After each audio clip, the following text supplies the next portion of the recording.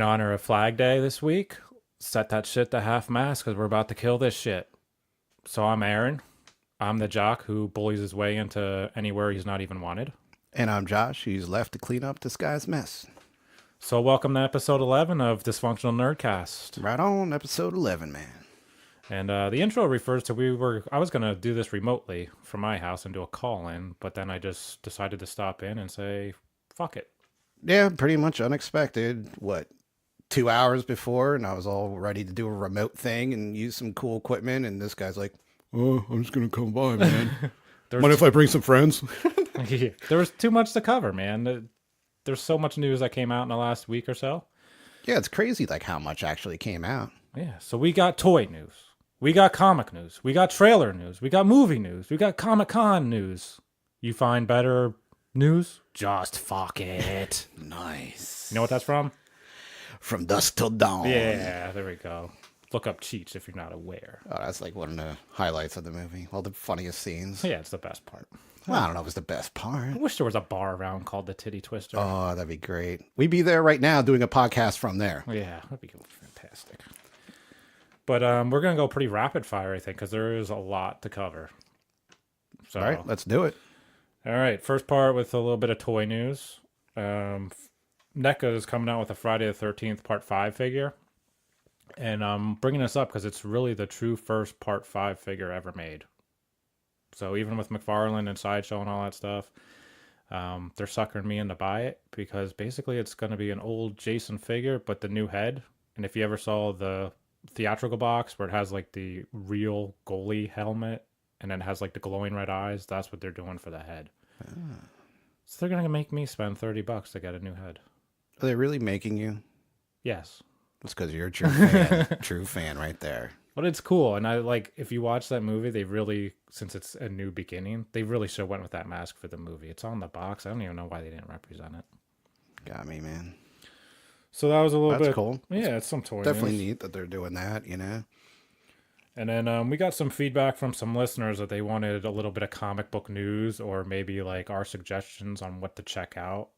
So here's three titles that are coming out. Batman 50 comes out, I believe, next week. It's going to be, of course, the wedding between Batman and Catwoman. Dun, dun, dun, dun. So it's going to be like one of those iconic issues, right? Like everyone's going to have to read it. Who knows if it'll be good? I'm sure they're not going to be married forever. Well, what's the divorce rate these days? Way too high. I don't know. They're doomed. For other reasons, too. So who uses the whip in that relationship, you think? Batman or Catwoman? Like, Ooh. Well, actually. Batman uses her whip. They use it on each other. Yeah, I could see that. See, that's a comic I'd want to read. Yeah. 50 Shades of Batman. You know? Yeah, that bedroom has to be fucking freaky. Seriously, the cat suit alone. Yeah, she wears like the latex full cat suit. He has like the bat ears on. Just the bat ears. Yeah, but they do it dog style. She's a cat, he's a bat, but they do it dog style. I don't know.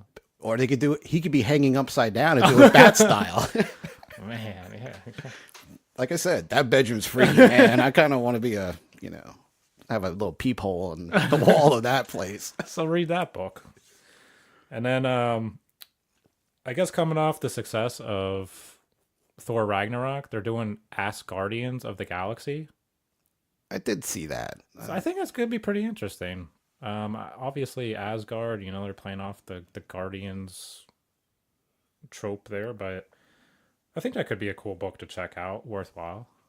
If it's anything like the movie, which they should stick to. We'll see. And then the last book that I would suggest comes out next week. It's called The Weatherman from Image. And the synopsis of it's pretty cool. It's about a guy who's basically a weatherman on Mars. So they terraformed Mars. And somehow he's supposed to be like a terrorist, or they're framing him to be a terrorist. So apparently he committed like the biggest crime on Earth and killed off like most of society. So it's going to be basically him on the run from whoever wants him, and he's got to find out who frames him, and it's a galaxy-wide manhunt. I just thought it sounded like a cool book. So it's a different concept for sure. Yeah, so we'll read that probably next week. But again, people wanted to know, hey, what are our suggestions on what to look out? Those are some of the things I found interesting. Other than that, meh. Yeah. Spider-Man 800 was out. Spoiler, Flash Thompson dies if anyone cares. That's kind of interesting. So, other than that, I didn't have anything. You got any books? No, I don't read the new shit, You don't man. read. I'm old school. Maybe in next episode or something, I'll dig through the back issues and suggest some old cool storyline for you to read. Josh's vintage suggestions. I like that. I'll work on it. All right. So, the big stuff that came out this week was there was a shitload of trailers. There really was, man. There's like one after another. Every day, I think one came out. And why? Why now? Was it in between of, the start of the season with Memorial Day weekend and the blockbusters are still coming and there's a little bit of a lull? Yeah, I don't know. I think these are coming out like with the next blockbusters about to come out. These will be in theaters with those. So obviously they release online first. But the first one we want to discuss is the Spider-Man Into the Spiderverse, which comes out Christmas. Yes. I thought it was awesome.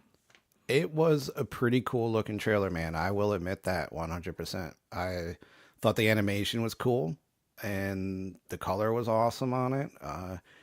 And it held my interest and it intrigued me enough to say I might want to see this. Like, I do want to see it. Yeah, I hate animated movies. I find them so boring. I don't see any of the Pixar stuff. I could really just care less. I love animated shit, man.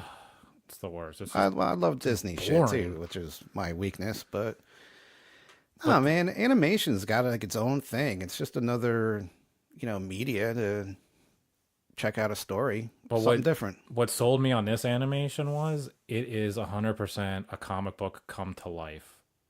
The colors are so vibrant. It's not really in that computer generated animation. But it's not anime. It's like in between. And then they even have these flashes where like the words that would be like a word bubble on the comic, they pop out here to here, and then they have like a comic flash, and then it goes back to the regular animation. It's hard to describe, but it's awesome. That was a really good concept, and I thought that was what kind of sold me on it. Was like, this page out of a comic, it just flashes up. It's like, oh, it's a comic book page, and the drawing of the character. Like you said, the animation, it's a cross between them. It really is, because you could tell it wasn't like reading a comic book in motion. And I thought they did a decent job with that. I've never seen it before. No, I haven't seen something like that. So just the uniqueness factor makes it sweet. And the fact that Miles Morales is in it, I'm sure some people will complain. But if you read the books, I actually really like him as a new Spider-Man. I don't read that shit, so...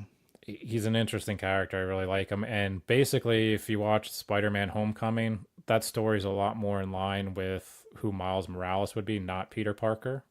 And his chubby little Asian friend, Gank, who's in Spider-Man Homecoming, that's really Miles Morales' best friend. So if you're into Homecoming, I think you'll like this movie. Give it a chance. Yeah. The only thing I didn't like, and we kind of agreed, was on Peter himself in the movie. It looked terrible, dude. I thought he was too big, and I get that they're trying to portray him to be older than Miles, so you have to make him bigger, because that subconsciously bigger's older. Yeah, but it didn't even look, it wasn't even proportionally right. No, that's like the head was ridiculous, the shoulders were way too broad, and just, that did not work for me at all. When they first showed him, and he's like chowing down, I actually thought it was Gank, and I'm like, why would they change Gank to a white dude? That's stupid. And then he says he's Peter, and I'm like, oh. And he was almost like dorky. He was a very dorky looking character. When he was eating, I was just like, what the fuck? Like, I don't know. Just didn't that's do why it I thought for it was me. Gank. It would have fit him. Oh, Peter Gank. But the cool thing was Spider-Gwen's in the movie. She's like the last 5 seconds of the trailer, which is awesome. Yeah, that was cool. It's awesome. Definitely cool. So people, again, with our feedback, they wanted more comic spec mixed in a little bit. So as we review stuff, I'll try to remember to do that. So going with the Spider-Gwen stuff, I'm pretty sure everybody knows Edge of Spider-Verse 2 is the first appearance of Gwen Stacy. It's like $150 book. I don't think you're going to make too much money off that. It's not really spec worthy. There is a Greg Land cover that goes for like 1,000. So if for some reason they're selling it, for a couple hundred, it might be worth it. But the real spec involved with this movie is Ultimate Fallout 4, which is the first Miles Morales.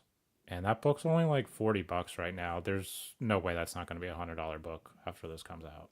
Now, do you think, question to you, you're the expert on this part, like, do you think an animated movie has as much power as a full-blown Marvel Studios, Infinity War type thing to boost a book sale and the price of it? I don't think it does have as much, but the fact that they're doing this animation, I know that they have faith in these characters that they're going to keep using them. So there might be either more animated movies coming forward, or they're going to put these people into this real cinematic universe.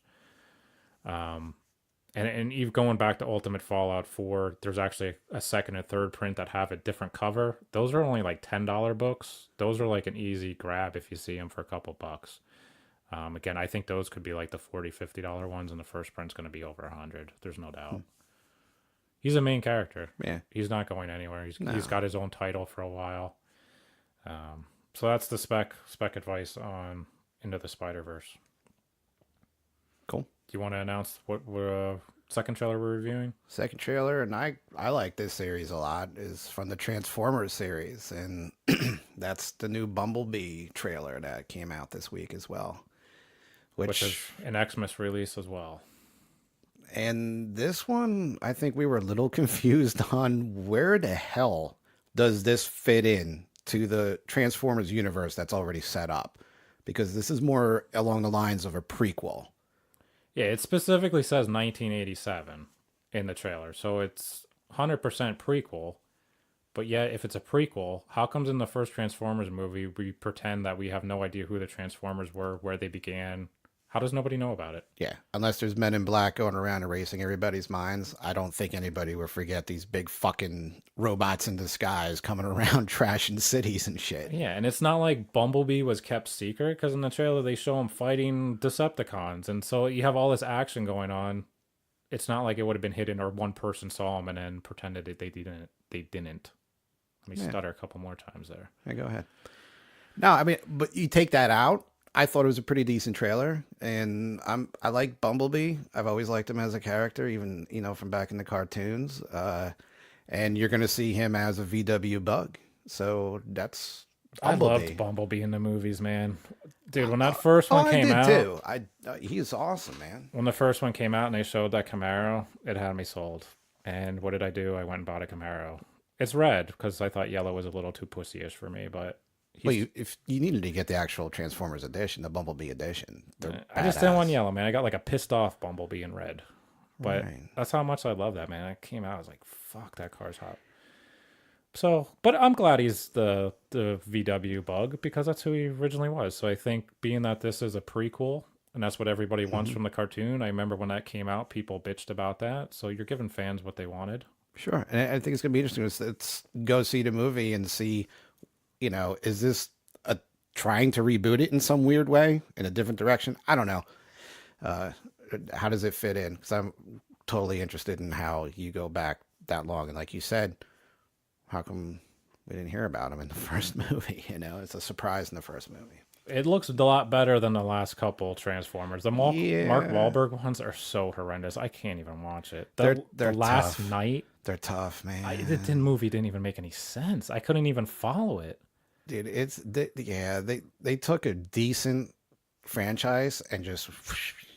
I was like, it went out to the wind, man. Last Night, Last Jedi, are all these last movies just total shit that they don't know what to do with? I can't wait for the last Marvel movie. So that's Bumblebee, and we'll go. I'm excited enough. To see it. And like I said, the trailer itself makes me want to go see the movie, which is what a trailer should do. I'm just got that little bit of confusion in my mind. I'm definitely my ass will be in the theater for that one, 100%. And next up, we're gonna shift to horror, man. Two monster horror trailers came out. First being Suspiria. Yeah, and that's coming out November 2nd. Which is still, Halloween season. Yeah, so, the creepy season of the year, and Suspiria, which is one of those movies that everybody talks about that I don't know if everybody's seen, but it's kind of hard to get copies of it, apparently. I just watched the original this week on Tubi streaming, which I never even knew existed either, but I looked it up how to watch this movie, and it's a weird movie. It's known more for its imagery and colors because it's in Technicolor. I mean, that's Yes. pretty much what everybody watches it for. The gore factor is almost secondary in it. It's more like creepiness factor too. It's not really It's a gory. very creepy movie, and to get to the trailer's creepy, man. It's a creepy trailer. I really am intrigued by the trailer because it looks like it's a 1970s movie. Just the way that it's shot and the music, and then how the letters come up with, it spells out Suspiria. I was really waiting for a classic voiceover guy to do like Oh, that'd be awesome. his thing. And I don't know, it just reminded me of like classic 70s, so I'm very In interested. 1974, a woman travels to Germany to learn how to dance. Yeah, you're much better at it. I had no idea what my voice was there, but you're pretty good at it. I'll give you that. But the imagery is there in this trailer. It is definitely doesn't show you a lot, I don't think, but it shows you enough that you're like, I gotta see this movie. And You I just think they know- did a good job of keeping the mystery about the storyline, giving you little hints about what it's about, but they didn't divulge too much. It just leaves you intrigued to that point. You got to see it. Yeah, all I noticed from it was weird stuff's going to happen. But I don't really know the backstory of it. I don't know where it's going to take place or what's really after them. Is it a monster? I don't even know. Yeah, and I had just had to watch the original because I was like, oh, I've always wanted to see it. It's been on the list for years. And now I'm super interested to see this remake and how closely it follows, how closely it doesn't follow. As a remake, was it necessary? We'll see. And when we go see it, we'll do a side-by-side comparison on that. Yeah, and I like the cast too. Dakota Johnson and Chloe Grace Moretz. Yeah. Tilda like both of them. Tilda Swinton's in it. She was Doctor Strange. So, there's some good actresses in there. Yeah. But we saved the best for last. Halloween, baby. I know you're excited about this one, for sure. Yeah, I watched the trailer like 7 times. It's like within the first hour it came out. I had to change my pants 7 times too. Wow, that's like me when I watch a Star Wars trailer. Yeah, this is like my franchise. And it didn't really disappoint. I thought it looked awesome. It looked really good. And we talked about it before about when the poster came out. I love the mask, man. The mask is selling me on this movie. And I just can't wait to see that man in action. And I hope we see a lot of action from Michael Myers. I just loved how they portrayed Laurie to be the badass. I mean, she's a sharpshooter in this. There's a picture or an image of Michael in the window, and she shoots from across the street, and it would have hit him right in the face. It's just awesome that she's like a badass. She's been doing this for 40 years, and I love the line that she says, I can't wait, or I've been hoping Michael would escape, and the guy goes, why? She goes, so I can kill him. That's badass, Like, dude. That's she's badass. becoming the hunter. Yes. Like, is she becoming what? You become the killer eventually. Yeah, I can't wait to see how that plays out. I'm a little nervous in the fact that how are you going to put them together and have her not kill him instantly? Because if she is this badass and trained, shouldn't the fight be over in like 2 minutes? But so if they run into that stuff where she starts firing off 100 rounds and keeps missing them, I'm going to be really pissed. Don't do any of that Rick shit versus Negan where he's the A-team fucking shooting. cop but can't even shoot a gun anymore. Yeah, but I think it's going to be interesting too. Like, Laurie Strode became who she is because of Michael Myers, right? So she wouldn't be this paranoid, gun-toting mama with a secret room full of guns if it wasn't this guy. I love when the countertop just slides Yeah, open it's awesome. and she has like a secret stairway. Man, Who wouldn't want that? Yeah, I wonder if Webster had that in his house. He had the secret stairs behind the clock, and like, I wonder if he had that.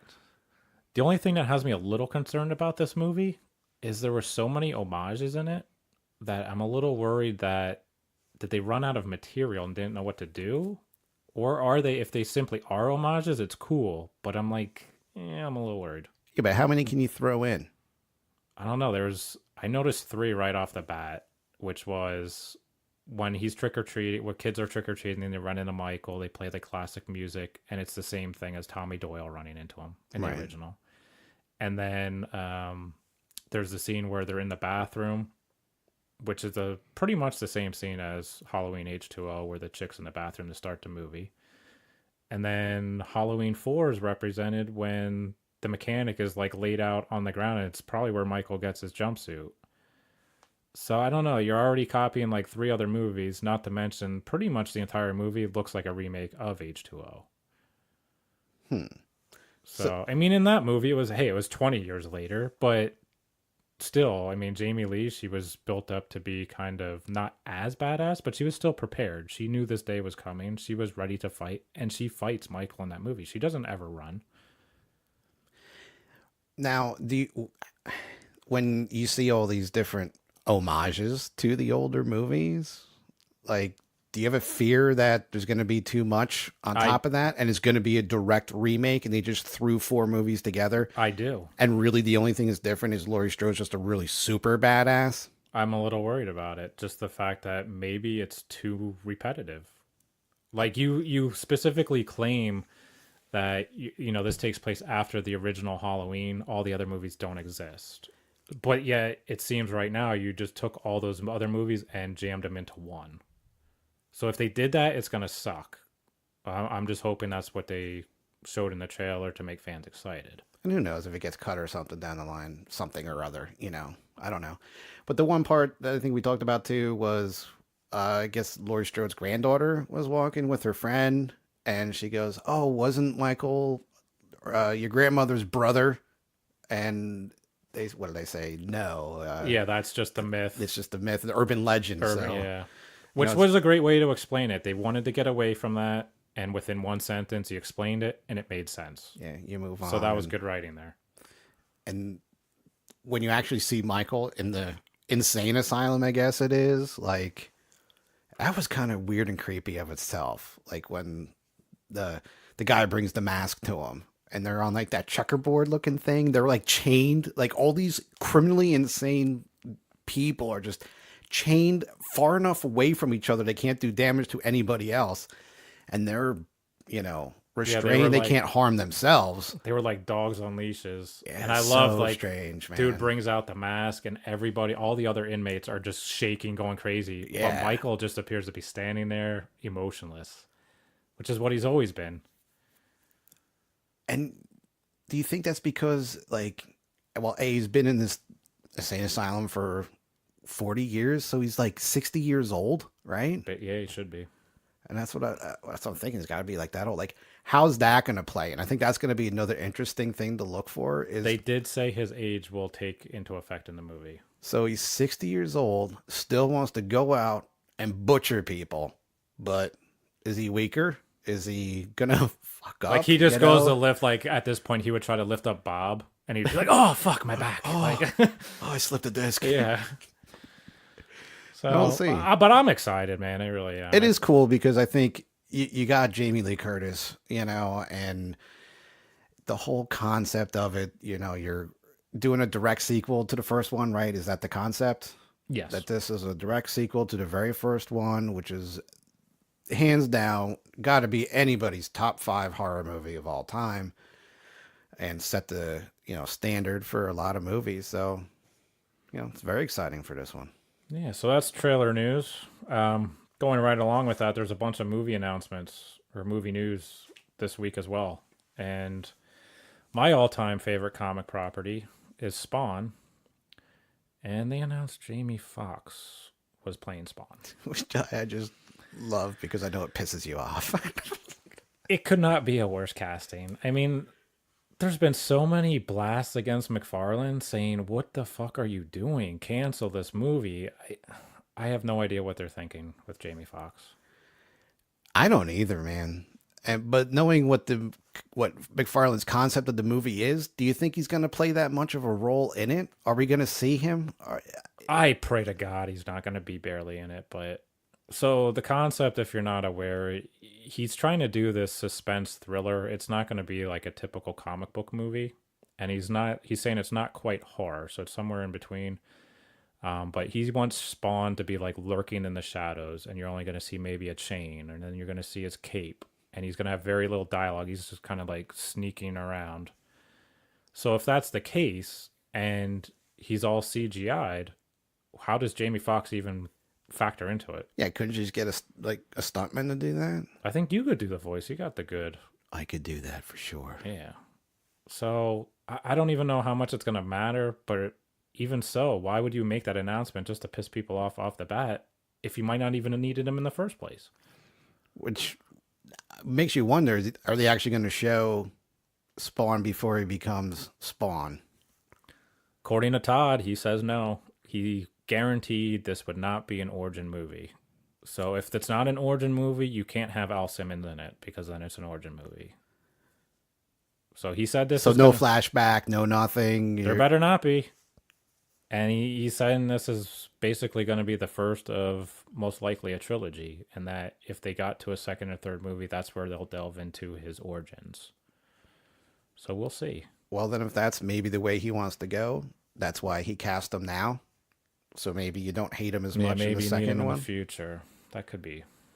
But then again, if this one tanks for some reason, you're never going to get a second one anyway. So the expectations of this movie are so low. They're saying the budget's only going to be about $10 to $12 million. And that alone, they say Jamie Foxx can't even get paid, so he's most likely taking points on this movie. So I don't know how much Jamie Foxx thinks this movie's going to make to take points. I don't know, man. But Todd's saying if the same amount of people that saw the original Spawn movie, which is one of the worst of all time, I'll agree with that. In 1997, he would make $40 million today for US. I mean, back then that movie made over 100 million internationally. It did very well. But for him to make 40 million, he would deem that wildly successful. He's hoping if he makes 20 million, there's going to be a sequel. Well, when your budget's that low, hey. And like, you really think there's not going to be enough people to make 20 million? I see this movie making probably 40 million opening weekend, finishing around 75 million when it's all said and done domestically. I think it depends on the hype of it, the early reviews that come out, and if it lives up to what McFarlane says it's going to be. He's putting a lot on the table by saying this is going to be the Spawn movie you wanted, and I'm going to make it my way, and it's going to be good. Don't worry about it. Like, he's putting a lot on the fucking line here with his fans. He is an egotistical dude. Like, as much as I like him, he just likes to prove people wrong. So he has to be the director of this movie. He won't let anybody else do it. He wants to have full control. So if it flops, it's all him, man. Can't blame anyone else, like the New Line one. No, I'm just saying, he's putting a lot on the line. And really, who's going to go see this but Spawn fans? Really? I think they're going to get a little bit of the horror genre. And that's why I think it's going to do better than people even think. Because he will get enough Spawn fans.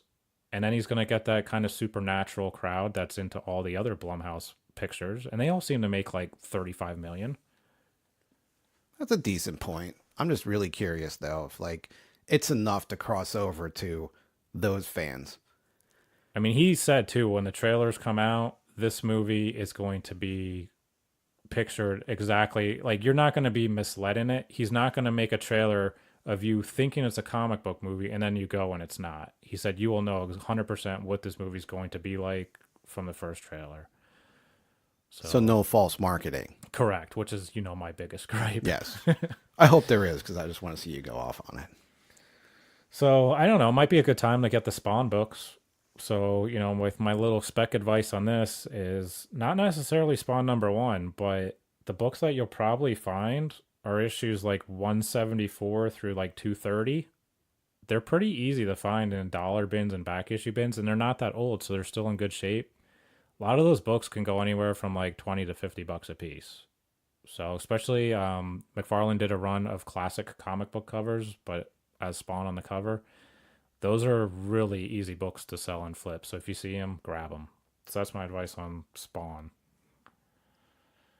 So the second big movie news was apparently there's going to be a new Joker movie. Apparently. And I know you're looking forward to it. Oh, man, yeah. because I love the Joker in Suicide Squad. See, I don't even care about this because I know there's no way in hell this movie's ever going to happen. I don't think anybody thinks this is going to happen. I kind of hope it does, but I'm a little on the fence with a Jared Leto Joker, though. I've never heard anyone say they liked the look of Jared Leto's Joker.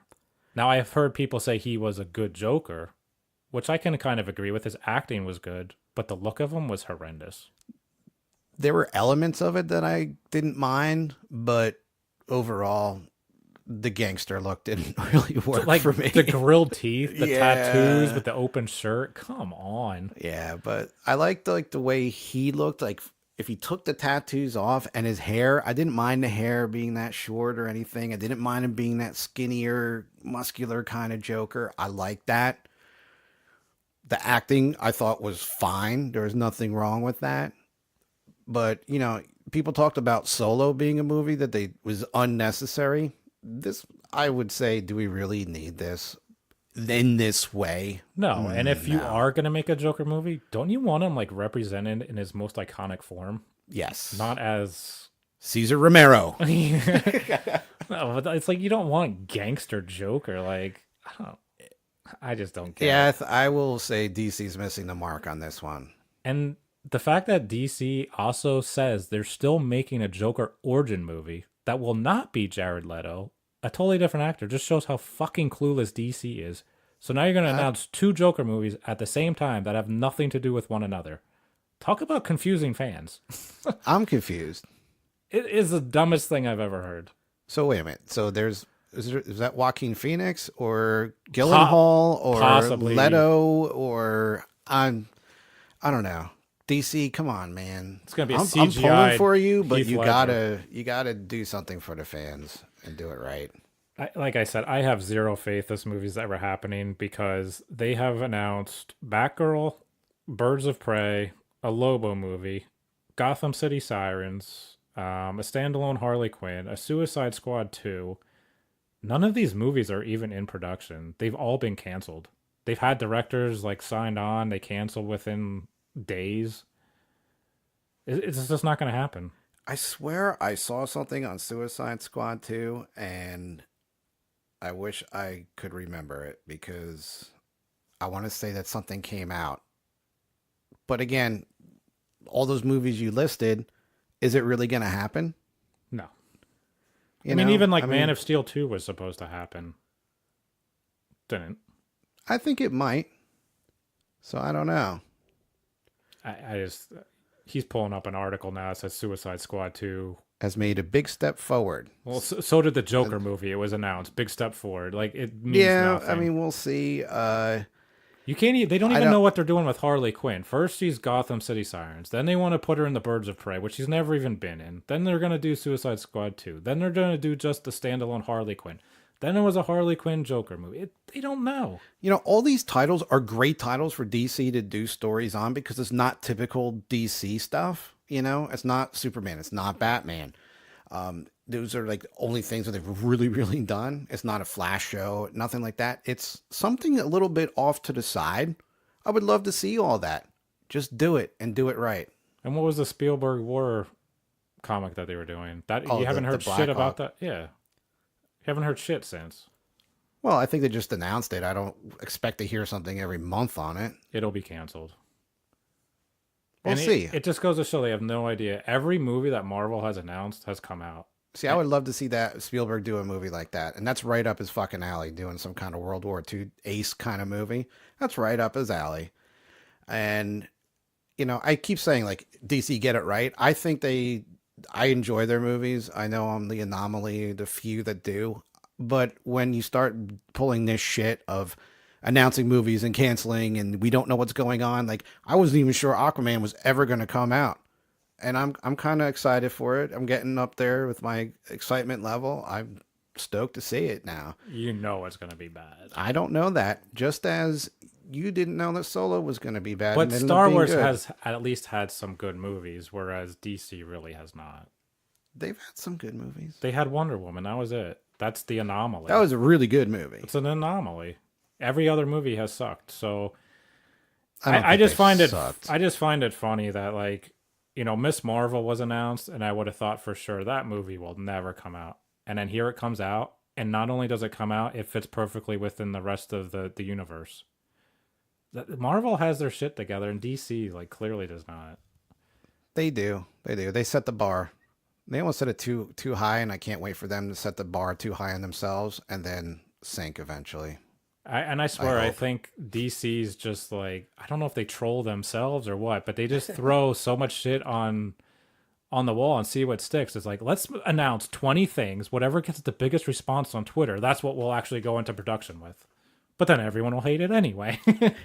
I think they could hate a really good movie. So there's people out there that fucking hate Wonder Woman for some stupid reason. I don't get it. I don't know. But speaking of movies that will never happen.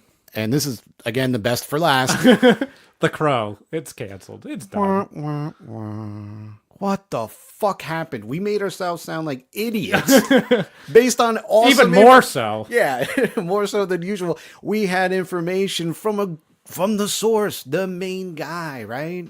Like, Bar, man. What? Yeah, so what the fuck is wrong with this movie that nobody can get it right? Is it a curse? I don't know, man. It could be the curse of Brandon Lee. I don't know. I mean, is it like, just, you always hear too, like, I don't want that movie remade. Brandon Lee's he was the Crow. He will always be the Crow to me. But then they did 3 movies after it in a TV show that all sucked. So you can't really make the series bad at this point. It's already been bad. It's got 1 all-time fantastic movie and 3 all-time terrible movies. And it is a great movie. Hands down. One of the best. I mean... But when you have Momoa, like, tweet out that, hey, sorry to disappoint the fans, but there's just no way this movie can happen. And he's so vague on it. Like, what the hell happened? Here you have a guy that's been training, losing weight to get into the role, did all this pre-production shit that he had to do, and was like, you know, he put out pictures about it. He's playing around with James O'Barr at conventions. Hey, I'm gonna sneak up on the guy who created the role I'm gonna play, and then he tweets out, hey, sorry, can't do this. The one thing that I think stuck out in that Instagram post was something about there wasn't enough love in the movie. And Momoa is a very spiritual dude, but something was off, either with a producer or something. I have a feeling it was the producer. I think the director and Momoa were in line, from what I understand, but there was a producer somewhere that just went off on some weird angle that they didn't get, and they couldn't make the movie that they needed to make. And I think it's a fucking shame. It's over. Yeah, I don't think it's This ever... will never, ever be fucking made. We'll see a Joker movie before we see a fucking Crow movie. And, like, if you get tied to it, you're almost like a laughing stock at this point. So who even wants to sign on to it anymore? Yeah. It's got such a bad rap. I don't even want to talk about it anymore. So going along with, you know, some news, there was a comic book show that started this week, Cloak and Dagger, on Freeform. Freeform, which is ABC owned? I think it used to be the old ABC family. So right away when this was announced, I'm like, oh, God, Marvel fucked this one up, which they do fuck up their TV properties. I mean, S.H.I.E.L.D. is awful, and Inhumans was, I didn't even watch it. I started bad. Agents of S.H.I.E.L.D. and I lost interest. I didn't watch quickly. either one of them. They were so terrible just from the commercials. But I will admit, Cloak and Dagger had me intrigued from the trailers. And I didn't even see the trailer, but I watched it. And it was good. I thought it was awesome. I thought this could fit right in with any of the Netflix series, and I actually enjoyed it more than any of the Netflix shows so far. I mean, we're only 1 episode in, so it's early. It might really suck after this. But that first pilot, I was hooked. I find it better than Jessica Jones, Luke Cage. It was kind of even with Daredevil for me. I thought Punisher was a little bit weak. Defenders was really bad. Yeah. Well, I liked the Daredevil. I liked Punisher and Iron Fist. And then after that, I can kind of care less about the Netflix Marvel series. This show was definitely, you could tell, was a pilot. I'm like watching it. I'm like, all right, this is definitely their pilot episode. It wasn't like, already reordered 20. It was like, let's do a pilot first and see if it catches. And I got that vibe off of it, which is natural. I think every show goes through it. But there are 2 episodes out. We only watched the first one so far, but I'm definitely intrigued enough to watch it again. I thought there was, some, stereotypical things that happen and, but it set up the storyline pretty good. And I like the origins of them and the coincidence of how they meet and everything. They're both exposed to the same reaction that happens, and they get their powers the same way. So they have this whole bond, and, it's a whole yin yang kind of thing. So I get it, and it set it up pretty good. What I liked, and then like I said, I was worried when the announcement was on Freeform. You're thinking, man, you're going to do like this teeny bopper family show, and it's not. I thought it was right up there again with what they would have to put on Netflix. There was a lot of risque stuff. So she's like snorts a line of pills. It deals with a rape issue in there a little bit. She's using people like by pretending or she's going to have sex with them, and then she steals their shit. It was really adult themed to me. It was adult themed. I don't think it went as graphic as Netflix does, or maybe AMC even does. I didn't get that. These are very adult themes that they're dealing with. Yes, visually it wasn't graphic, which is fine with me, especially on certain topics. But again, it was very well done. And then just the production value of it was really well done too. For again, like an ABC family show, you're thinking, man, this is gonna look soap opera-ish. I thought it looked like a movie, man. I don't know if it looked like a movie, but the production was very well done. And you can tell that they have money for a budget when they have a musical score. And there was like 5 or 6 songs that play in this. They don't waste money on songs when they have no budget. Yeah, well, it'll be interesting to see if that was for the pilot and if it continues. That could be. Maybe production value go down a little bit. I don't, they want to get you hooked and everything too first. So let's see how that plays out. I liked everything about it. I liked both Cloak and Dagger. I liked the characters. I liked the pacing. There was some action in there. I didn't really know too much about their origin. And, this seems to be setting it up really nice. It's got me hooked, man. Like I said, after one episode, I'm in. Oh, I'll watch it again. I'm curious enough to watch it. I thought it was a well done episode. It wasn't great, but it was very entertaining.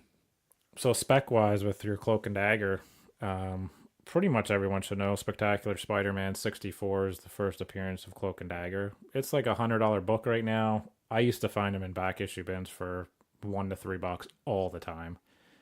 I would say if you're in the buy-in now at $100, don't bother. I don't see this book really peaking or getting any higher. It's peaked, man. Basically, once that show was announced, that was it. So I think it's going to hold value, but it's not going to go up anymore. And honestly, there's not many Cloak and Dagger books out there. Even their solo series, number ones, they're under $10. There's not really anything worthwhile here. So my advice, skip it unless you see a really good deal on Spectacular Spidey 64. Good news on that. So I'll let Josh get into the next segment since it's his favorite. Obviously, we're going to be doing a little bit more Star Wars talk. I'm thrilled. More excited over Jared Leto's Joker. So, with the whole Solo issue of not doing well in the box office and people looking for reasons why this is happening, it's still Star Wars. It's still one of the most, if not the most popular franchise of all time. It really has. 40 years later, people are still going and are interested, maybe, on Star Wars. So, we're in the 3rd weekend of Solo, and I saw a tweet from, I think it was John Kasdan, who helped write the movie, that said, this might be your last weekend to go see Solo. Go see it. I'm like, I hope not, because I do need to see it again, and I unfortunately couldn't get out this weekend. I want to go next weekend. It better be in a fucking theater. But here's the thing, guys. Are we looking at Star Wars fatigue? That's the topic I keep seeing. I joined a bunch of Facebook discussion groups just to see what people are talking about. And they're talking about, well, could it be Star Wars fatigue? The media. Oh, I think the people are tired of Star Wars. I call bullshit on that. Yeah, I want to question you listeners. Like, just stop the bias and I guess that train of thought that since the media is reporting it, it has to be true that it's fatigue, and just challenge yourself to understand what is the real reason. And we touched on it a little bit in the last episode that there's 19 Marvel movies, but nobody's tired of going to see them. They come out 3 times a year. Absolutely. There's a lot of studios that put out similar movies all year long. Marvel puts out, well, since Spidey Homecoming, and if you counted Deadpool, right? And with just Marvel movies. Yeah, it's still a Marvel character, even though we know it's not Marvel Studios. So you had Homecoming, then you had Thor Ragnarok, you had Black Panther, Infinity War, and Deadpool. 5 fucking movies in less than a year, people. And Ant-Man comes out in a month. So you're looking at basically 6 movies in a year's time. But you're not tired of that? You're not... And yes, they are different characters. It's still a comic book movie, people. But Solo was also a different character, right? He's a different character. And then you want to get into, hey, what did we just review? Cloak and Dagger. Also Marvel. What else was on this year? Jessica Jones. What comes in 2 weeks? Luke Cage Season 2. So all of these shows have like 13 episodes. So fans, again, will devote 13 hours a year to watching something, but they don't get fatigued by it. But you're telling me you can't devote 4 hours to Star Wars to go watch 2 movies a year? How does anybody watch any TV shows then? Walking Dead. You're wasting 13 hours of your life. How are you not fatigued after the 4-hour point, apparently? And when I talk to people about watching the Marvel on Netflix, they don't just sit down and watch 1 episode. They watch 2. They'll watch 2 in one shot. So that's almost 2 hours of viewing. And they'll kill 13 episodes in a week and a half to 2 weeks. So it's basically, it's like watching 5 movies. Yeah. Why aren't you tired of that? Because honestly, we just said it. The Netflix series are not all that great. They didn't get the Defenders right. I mean, I enjoy them. They're watchable. But yeah, they're not the best thing I've ever seen. But they're just watchable. It's just like, at that point, you're on fucking autopilot. Yep. So why are people going on autopilot with Star Wars? You had 1 movie released 5 months after, and it's a side story. It's got nothing to do with the whole Skywalker thing that we all know and love. And that also opened up, well, were people pissed off about The Last Jedi enough to boycott this film? So this film made 85 million, 83 million the first weekend. And then it dropped to 29 million in the second, which is disastrous. And it doesn't deserve it. I'll say it over and over. This movie does not fucking deserve this. I mean, Deadpool 2 in its 3rd week made 23 million. So they only lose by 6 million. And that's a sequel too. Like, well, people aren't tired of Deadpool. And you said you might get tired of it because it's the same dick and fart jokes over and over. It is the same dick and fart jokes. That's why I didn't like the first one. But nobody seems to care about that. Well, you know what? Obviously. If all you like are the same dick and fart jokes, that might just be the mentality of some of these people that are trying to make the decision and influence other people. And they're like, oh, yeah, maybe you're right. You know what? I just don't buy the fatigue thing because every single thing is fatigued at this point. I mean, again, we're getting another as a society too. We're getting another Jurassic World a year later, or is it 2 years later? 2, yeah. That's not nearly as big of a property as Star Wars, but here it's coming again. You know, I talked about Walking Dead. Not only are you waiting on the 13 episodes for the regular show, but then you have the spin-off show, another 13 episodes with Fear that people don't even like except for me. But I think that's too, like what we do as a society too, is we beat it down each other's throats. And then we listen to the fucking media to form our own opinions instead of listening to ourselves. And I understand some people did tell me, well, I didn't really have an interest in Solo. It wasn't a necessary movie, blah, blah, blah. You know what? The people that did say that went and fucking enjoyed the movie. And those who didn't and are still listening to the critics and wrongly listening to the critics, it just blows my mind. It really does. I think maybe it's just cool to hate Star Wars now. Like, it's becoming the cool fad. And I know I rip it all the time, but I just do that to make fun of Josh. I don't really hate Star Wars. No, you're a hater. And just so you know, it hurts every time. It's like a little knife stabbing me in the heart. Good. I'm so happy. No, not really. I could care less what you fucking think. But along the lines of, this fatigue bullshit, The boycott, which cracks me up. I'm on these discussion groups on Facebook and I'm like reading this shit. It's just like, we won. We beat them at their game. No, you just fucked every Star Wars fan. Because if you wanted this to come true and really, I guess people want Kathleen Kennedy fired. They want, the Skywalker that we know to come back. We're not going to see a movie until Kathleen Kennedy's fired. Well, then, fuck you. They're not going to make a fucking movie. They're not going to fire her after one failure. But rumor is this week that she's on the chopping block, which kind of leads to our next question of what even is a successful Star Wars movie? Because right now, it's going to lose about $200 million. So financially, it's an absolute disaster. Right. Critically, it's subpar, average maybe, right? Like, critics don't really like it. Right. But fan base is saying it's an awesome movie. So if you're in Kathleen Kennedy or you're in the studio shoes, obviously you need to make money. That is number one. But it's not really their fault when you're saying, well, I made a good movie. Blame the marketers then at that point. And that's another, there wasn't a lot of marketing for this movie. There really wasn't. Not as much as the other Star Wars, but it still had maybe enough. They thought that, hey, it's Star Wars, everybody's going to go see it. And one of the things I heard with these fans' excuses was we only got trailers and commercials like a couple months in advance. There was a fucking trailer during the Super Bowl for all you stupid fucks. Maybe nerds don't watch the Super Bowl, but guess what? Fucking billion people do, so tune in. Yeah. The number one watched show all year got the fucking trailer. So I don't want to hear that excuse because it was on during the Super Bowl. So find something else to get an excuse about. And it's just the ongoing media thing. That's what I keep harping on right now, and I'm just beating it the fuck. It's because the media is the ones that are coming up with this Star Wars fatigue. And all it takes, it's the same thing as I mentioned before. One critic says something bad. Another critic sitting there thinking, did I like what I saw? No, that guy said that, yeah, he's right about that. Then this one was right about this negative point. Instead of sticking up for themselves and saying, you know what, I did enjoy this and I liked it. That's all it takes. Stand up. Don't be the follower, man. Critics. I hate critics.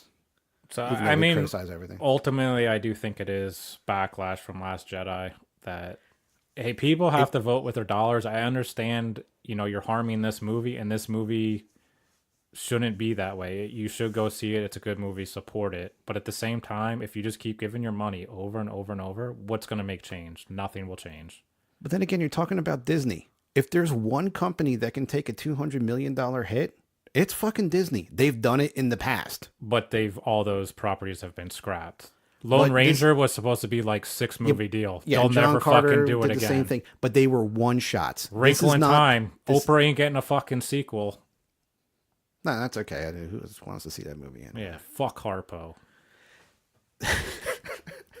So you're talking about Star Wars, though. One movie was not a financial success. For them to look at that, they can say, all right, let's regroup a little and let's move on. And they will. And I don't think that, the fans are ultimately going to get what they want. What do they care if they fire Kathleen Kennedy? True. I don't think Disney really gives a shit who Kathleen Kennedy is. They'll get rid of her in a second. Maybe, but I think they're also backing her. I don't know. I think you haven't heard too much about it, though. This week's been very quiet. Like, Disney hasn't said anything. Kathleen Kennedy hasn't really made too many big comments. She's not all over the news sticking up for anything. Just let it ride, do its thing. Maybe she's trying to save her job. I don't know. The ultimate thing is going to be, does episode 9 fail or not? Yeah, I think that's where her head is on the chopping block. Not this movie. It's when if there are 2 failures. And Star Wars fans, if you're going to boycott episode 9 because you got to stick up your ass, you're not a fan. Go out and see it and give it the bad rating, whatever. I mean, it worked for Last Jedi. Everybody went to go see that. Okay. And then you saw the really big difference between the critics loving it and the fans not so much loving it. That's the way you do it. Go out. You still have to go see the movie to hate it. Don't tell me that you hate this movie and you haven't seen it. That's like not voting and saying that you give a shit about your country. Yeah, and like one of the weird things we noticed this week is Death Wish came out on Blu-ray. Yeah. So we'll maybe get into it at some point, review it. But But what's crazy is the critic score is 17%, and the audience score is 77%. Yeah, what the fuck does that say? So, I mean, if you're going strictly off what the critics say and you just refuse to watch it, you might be missing out on a really cool movie that obviously audiences have said is very good. Right. And you see that difference on a lot of movies. And we're talking about Rotten Tomatoes here. And this is why you know what? I'm throwing almost everything I see on fucking Rotten Tomatoes out the goddamn window. But I'm sick of them. I think audience scores are pretty accurate. I mean, we kind of discussed that with a bunch of movie examples that they're, for the most part, pretty on. Maybe, but Black Panther we talked about this week. 97% on Rotten Tomatoes, 79% audience score. That to me is a pretty big difference. Wasn't it 87%? No. I don't think anything's at 97. Oh, 87. You're right. I was thinking about something else. 87. 97 to 87. I stand corrected. That's still a decent difference. But again, I think the audience score is pretty much correct. I think that's where it should be at. It's a B average movie. I mean, we looked at Infinity War. We kind of agree that's pretty much where it's at is the audience score. You know, Solo on the other end, the audience score is much higher than the critic score. It seems right. Last Jedi, the critic score is very high. Audience score very low. And I think the audience score is correct again. So what do you guys think? Do you think the audience score is more important when deciding to go see a movie if you're going to Rotten Tomatoes, or is the critic score? Is it your friends that are telling you this is a really good movie, you got to see it, even though the paid critics are saying it's shit? Do you still go see it, or do you rely on the critics? How much do you rely on paid critics who have bias versus fans? Think about it. How many Oscar-nominated films are even fucking watchable? Well, there's a lot that are. I'm like, really? 90% of them suck. And even the ones that are like, I think I might be interested in, I watch, they're so overrated. It's like, clearly you just hired 10 actors that are pretty much in the running every year, and you're like, oh, this is an Oscar film. No, they cashed in their performances. There's no action. There's no story. Yeah. Just because Meryl Streep is in a movie doesn't mean it's good. Doesn't mean that she was good in the movie. Yet everybody, you hear Meryl Streep in a movie, people are still thinking, oh, that's got to be an Oscar award-winning movie. No. Jack Nicholson was the same fucking way.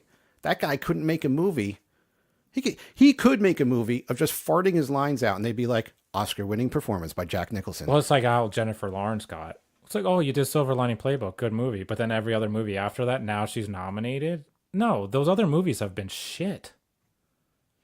American Hustle sucked. Like, that was not a good Oscar-nominated movie. Yeah, they play up on your one success. And again, it's the media. This is strictly the media saying, this great actor or actress was in this movie, got this award, go see this next one. You're going to love it. It's fantastic. If Leonardo DiCaprio was in a new Halloween, it'd be up for Best Picture. Absolutely. And you know how much they hate genre films. That's why I like the audience score. Leonardo DiCaprio is Laurie Strode. He plays Michael. Come on. But every genre film they rip apart because they don't even like horror. It's like me saying I don't watch like NASCAR. But to say it sucks, like that's not going to turn off that shouldn't turn off a NASCAR fan. Oh, Daytona sucks. What do I care? I just hate the entire sport in itself. So for a critic to say, oh, all horror movies are garbage, well, you just don't like horror. You don't even understand it. So your point of view is worthless. It means nothing. Yeah, horror, and even like certain comedies fit into that role too. Horror and comedy never get the recognition that comedy drama. You have to have a drama. Yeah, so to me, it's how good is it within its genre? That's a very good point. You know, but then you get like best animated movie. Why can't that be just best up for best fucking movie? Why can't an animated movie beat out Meryl Streep, Leonardo DiCaprio? DiCaprio. Yeah, DiCaprio. I do like him, though. I do, too. I wish and Jack Nicholson. All three of those motherfuckers in a movie. Why can't an animated or a horror movie beat out? And look, people love that Get Out movie. Yeah, that was one that kind of broke the trend. And I didn't like it. So I liked it, but I don't know if it was Oscar award winning. Well, see, it wasn't too good for horror, but the critics liked it. That just goes to show they don't really know it horror. Wasn't a horror movie, people. Yeah.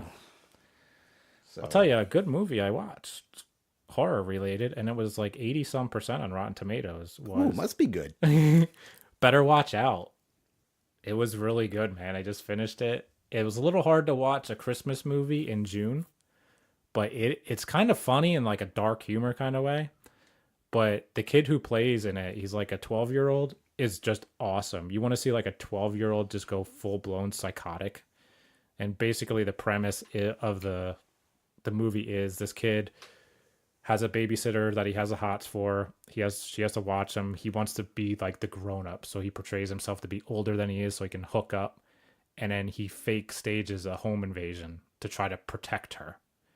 Well, Smart kid. Yeah, shit goes sideways, and she realizes it's a staged home invasion. So instead, he just tortures and like keeps her captive and kills her boyfriend, and all kinds of antics pursue. But it's kind of like he does some Home Alone shit with the paint can, where like Kevin throws the paint can over and it hits the guys in the head. Well, he's got this dude strapped to a chair, and he throws the paint can, and it just fucking crushes his whole face, and like his head just like crushes and oozes blood. So it was like a full paint can, just like full force blunt force trauma to the fucking head. My god, dude, you're like, it's so awesome. I think I got to see this. I really enjoyed it. So you have a copy? You bought this? Yeah. All right, I'm gonna watch it. July 25th. How's that? Christmas in July. That works. I really liked it. And this is a movie I just took a chance on. And then I was shocked when I saw Rotten Tomatoes before I watched it. I'm like, damn, this is like 80 some percent. It's actually going to be good. And it was. I just thought it was fun as hell. Now, what kind of critics are giving a straight up horror flick 87%? Well, this is like an audience score. Critics, this movie's probably like a fucking 10. Right. I don't even know. All right, audience, thank you for clearing that up. But yeah, it wasn't even. It didn't even register on the critics scale. Well, it wasn't a theatrical release either. So yeah, we didn't have the big three in there either. So, no, it's cool. I definitely want to check that out. I liked it. Check it out, man. Holiday classic going forward. Add that to the list of Christmas horror movies. And the chick is high. You can't blame the 12-year-old kid. Hey, gotta do what you gotta do. 12 years old, you know. They have some funny lines about him getting like he like gropes. They play a game of Truth or Dare, and he gropes her tit, and he starts to pop a bone, and they make fun of him, you know. And he's like, "Oh, how was that?" And he's like, "Felt like I got felt up by a little kid," you know. So it's really funny in that dark humor kind of way. I don't know. So is it like Happy Death Day humor? No, much better. Much better. All right. Because, you know, I'm on the fence on that. No, it's horror not. with a touch of comedy in there. It's not. It's like Heather's, like very dark comedy. Okay. All right. Like then I'll like this. You laugh at things that you should not be laughing at. Ooh. Is how it goes. Now that's a true comedy. So check it out. That was my side tangent on I don't even know what at this point. Ah, good deal, man. I like that. Good recommendation from the horror buff here. So, moving on. Yeah, what are we moving on to next here? Went to a local Comic-Con today, and it's in Bumblefuck. It's like podunk town, man. Yeah, I didn't even know they were having it again. I thought like all 5 people that showed up last time, they were like, yeah, we're not going to do this again. Yeah, it's in Mount Bethel, which is right next to Bangor. So for the people that like are out of state, like their only thing they're known for is their saying is why go to Bangor when you can Mount Bethel? Like that's what this town is. It's fucking Bangor. I don't even know her. Yeah, it's a ridiculous town. Yeah, that's so I'm like middle of nowhere. I'm like thinking, well, maybe there'd be good stuff here. They're like 20 years behind the times. Like they're not even gonna know what spec books are. You might make a killing. You never know. It's in some like again podunk fire hall. I go, there's pretty much what I should have expected. There's 4 dealers there, like actual comic dealers. Their books are so beat to shit. It's like you can't even find a 6.0 if you wanted one. They're just like, I don't want reader copies at this point in my collecting. I realize today I'm now a comic snob where I need like very fine, so like 8.0s are better. You're the big game hunter, man. I just can't stand this junk. And then they're selling them at like mint prices. I'm like, your stuff is beat to shit, dude. Like, what possesses these people to think that shit's even worth what it is? I mean, we touched on this at other shows, but this sounds really fucking bad. I think the people here didn't even like know that they were junk. Like, people were going through and buying stuff, and then I'm like hearing them talk about. What really annoyed me was the dealers like, I used to have a whole box of Eternals #1, and I used to have this, and I had that. I don't care what you used to have and what you did sell or didn't buy. Show me something good now that I can give you my fucking cash for. Yeah. I'm interested in what's in your boxes now, which was all shit. That's what she said. And then the guy's like, I have 300 boxes in a storage unit. They haven't gone through in 10 years. Maybe there's books in there worth money. I'm like, not if they're in this condition or not. I don't care if you got a fucking Amazing Fantasy 15 in this condition, it's worth $20. Like, it's like normally you hear that and be like, do you mind if I come to your storage unit and check out your stock? And you're like, no, this because shit like is legitimately, just garbage to begin with. yeah, any book that would have spiked to say 50 or $100 in the condition that you had most of his books, you might be able to get $2-3 for it. They're just readers. You're just like, yeah, you want it to say you have it, but it's not worth anything. So like I managed That's a total waste of fucking time. barely anything, man. Like I got a couple books for run fillers. I think I picked the 4 books that he had that were in 8.0 condition or better. So this is garage sale type shit. Yeah. And it's been Flea gone market over crap. a million times. It's just every time someone goes through, it's getting more and more bent to shit. The attitude of it's old, it must be worth something. Yeah. Yeah. The only book that I got worthwhile, this one guy, he had a Harley Quinn #1 in like a 9.0, and he had it for $90. And then he said he'd give me 50% off. And I was like, how about 40? He gave it to me for 40. So that was a good deal. Well, yeah. But that was the best book of the entire convention or show, whatever you want to call it. There was no wall books here. None. Who goes to a show and not have a single wall book? I didn't even know what wall books were. I was going to say, did they understand that concept? No. And seriously, like the dealers that were there, I mean, we go to these local shows a lot and we go down to Philly and whatnot. Were these people that you've seen at other shows, or do you think these were more local to that area? Or I saw a couple like repeaters, and then the others were people I've never seen before. But I'm like thinking in my head, if I would have set up at this show, I could make a killing because I know what's hot. But then at the same time, I'm like, I don't think the freaking audience to buy knows what's hot, so maybe I would do terrible. Your prices would be legit for the good shit that you have, but to them, they're like, oh my God, this is like $1 million book, you know? I was just like, you go on, like, I want a Captain Marvel #1. Like, that's hot. Everyone's over Brie Larson. There's nothing there. Nobody had that on a wall. I don't know. No one had, like, X-23 stuff or Deadpool stuff. It was just, like, your 80s junk. It was like whatever's been left over since 1984 rotting away in a bin. That's what was there. Wow. So if you see the Water Gap Comic Con, it's put on by, like, New Jersey comic conventions, skip it, man. It's a waste of time. Waste of time. I'm glad you went and I did not. Yeah, total waste. So there's my Comic-Con review. Another shit one. Can we ever say we had like a good review? Just please God come up with a good show. We do need to hit a good fucking comic book show. We might have to go on a road trip. So frustrating. Get out of this fucking area. Because this area, man, this tri-state area is starting to look pretty shitty, man. It really is. And we don't venture too much into Jersey, but I can't imagine it being much better there, and probably a little bit more pricier, honestly. We gotta save up to go to Baltimore. Baltimore's the real deal. Times I've been there, that's the real deal show. Yeah, we have to do a road trip down there and see what we can find. Maybe it'll be better. We'll have a good review of a comic book show, but that's more comic book. It is. It's straight comic. And I guess this. Well, you have dealers that actually know what the hell they're doing. They know what CGC is. Right. And you know, it looks, and you're probably dealing with more true fans of comics rather than these people in bumfuck who knows where selling their shit from their personal collection or whatever. That's what it sounds like to me too. You know, these aren't shop owners or anything setting up, right? But their personal collection must really suck. Clearly. I don't know. Actually, your collection would be the type of stuff that would do well at this show. You know, I hate you. So speaking of that, I finally put up the poster collection on YouTube. It's about time, man. I was kept slacking. the fans waiting. What weeks? Yeah, I'm not a slacker either. So Josh is really wearing off on me. Like I do everything. Don't blame this shit on me, man. You're supposed to set the example. Well, it's set up on YouTube, so go check it out. See what posters I got. Other than that, you got any other news? We hit a lot, man. Yeah, I'm trying to think. No, I think I'm pretty good, man. We went over a shit ton, I think, on this. Yeah, so we're going to come back on the 23rd, and we're going to do our Jurassic World review, which right now is only trending at like 64% on RT. So is it going to hold up to the hype or not? You got to stay tuned to find out. Find out. And I don't know. I think that's a decent franchise, though. It's not like mind blowing, you know, like the original 3 that were there. They're good, fun movies. I mean, the first Jurassic Park is great. You know, who doesn't love that movie? Did you see the pictures of Chris Pratt released this week on the beach? No. No.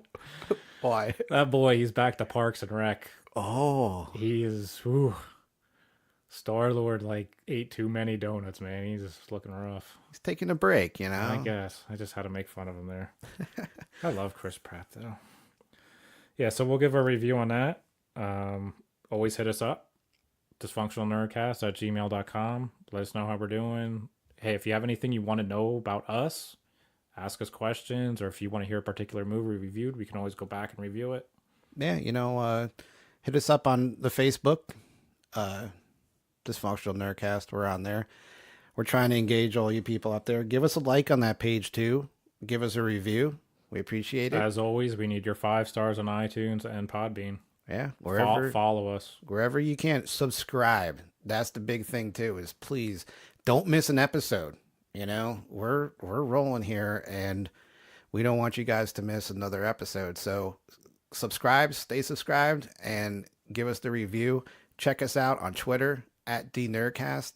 And, you know, let us know, is there an older movie maybe you want us to go back to that we haven't talked about?